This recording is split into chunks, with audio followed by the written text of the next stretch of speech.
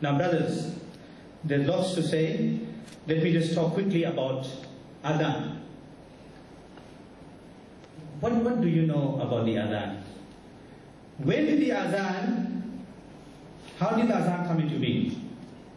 When our Prophet ﷺ wanted that the adhan be given, at that time he consulted his Sahaba Ikram and asked the Sahaba Ikram, what method do you think we should use so that we can get the people together, because now the numbers in Medina have increased. Too many people.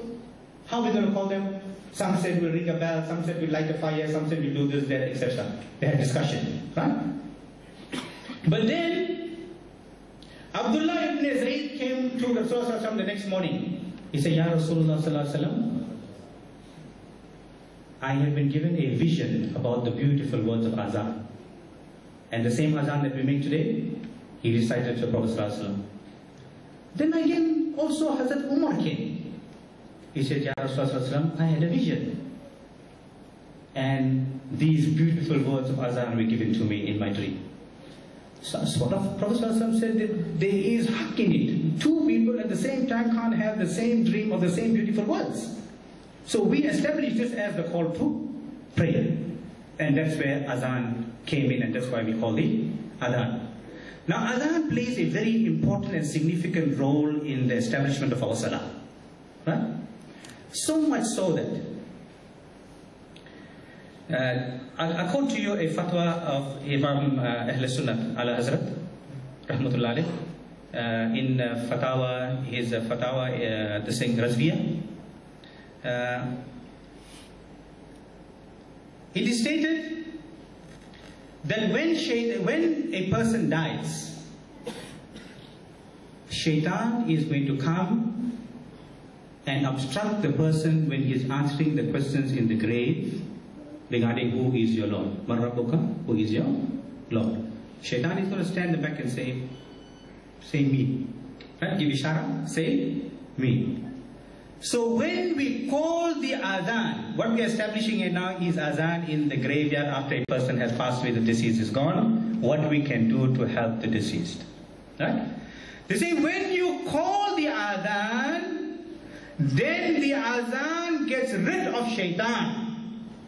And when the shaitan disappears, then the person that has passed away gets the opportunity of fairly answering the question as, who is your Lord? Right? That is the power of adhan.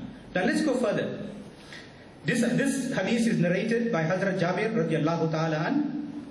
He said that when Sa'd bin Mu'az radiallahu ta'ala an was buried, right? Then Prophet sallallahu alaihi wasallam, he stood by the grave and he said, Subhanallah, Allahu Akbar, Allahu Akbar. So the companions asked, Ya Rasulullah, what was that you did? Why you spend extra time there? He says, because in the grave, I see this person that's being buried. The grave is a bit too tight and too small for him. So I looked at Allah and said, Subhanallah, Allahu Akbar, and Allah opened the grave. Right? The power of Allah subhanahu wa ta'ala and the power of adhan. The power of adhan. And this is another quick one.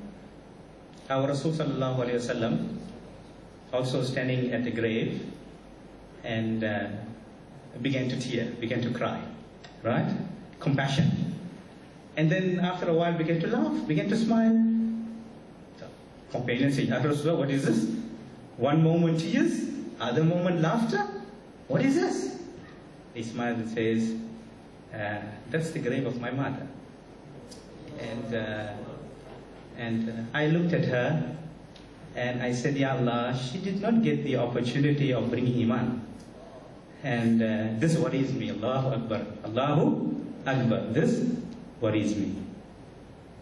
Allah subhanahu wa ta'ala brought her back, made her accept the Iman and take her away.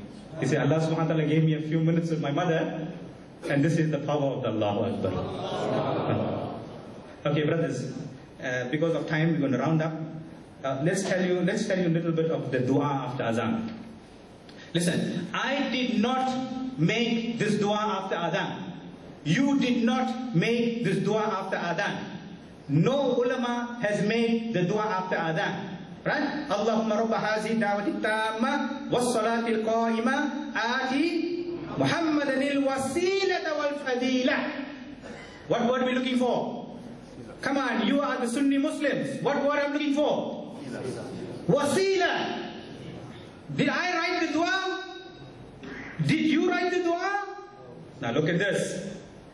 O Allah of this perfect call and of the salah about to be established, bestow on Muhammad sallallahu alaihi wasallam the wasila and the intercession and the excellence, and establish him on maqam mahmud, the position of glory which you have promised to Allah. What you are doing?